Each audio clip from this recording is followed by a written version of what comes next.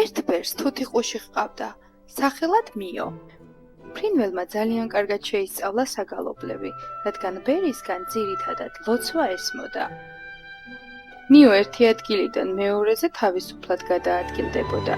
მონასტერთან ახლოს მდებარე ტყეს ხშირად სტუმრობდა. თუმცა უმეტეს დროს ბერთან ატარებდა, რადგან ძალიან უყვარდა მასთან ყოფნა.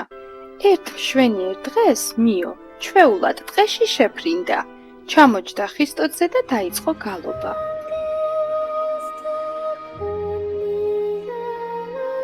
გალობის ხმაზე უეცრად მოფრინდა მეორე თუთიყუში.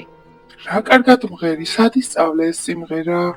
ეს გალობა ტაძარში ადამიანისგან ვისწავლე. ჩემი მეგობარი ბერისგან. შენ რა გქვია, ვინ ხარ?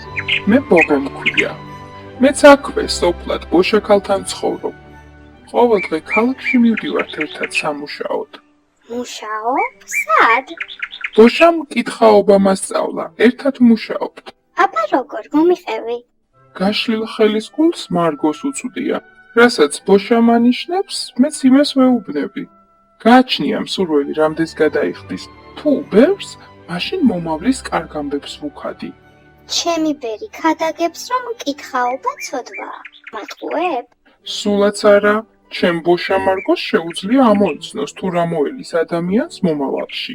ჩემი მეგობარი ბერი ამბობს, რომ კითხაობით შეიძლება ცუდი რამე დაემართოს ადამიანს. განსაცდელი შეემთხვას. მის ლოცვას გასწავლი, შენც დაგეხმარება და მარგოსაც. რას ამბობ ხუმრობ? განა როგორ უნდა დამეხმაროს? უბრალოდ, როდესაც განსაცდელში იქნები თქვი. უფალო შემიწყალე. ბევრჯერ მიხსნა ამ ლოცვა მტრისგან. აპატიე ძმობილო, მაგრამ არ მჯერა. ამ დროს ტყეში უეცრად ველური კატა გამოჩნდა. შენიშნა თუთიყუშების ბაასი. ხეზე აცვრა და ჩუმად მიეპარა მათ. ბობოს ფრთა თათში მოიყოლა.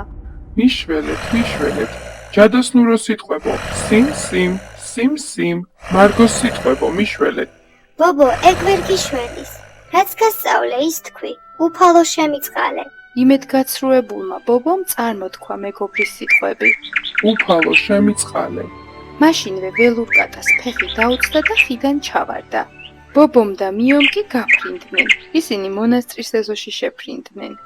მადლობა მიო. მადლობა უფალს შეგწიროთ. მადლობა უფალს. კარგი, მე ახლა წავალ და ჩემს ბოშამარგოს მოუყვები ამ ამბავს. აუცილებლად დავბრუნდები.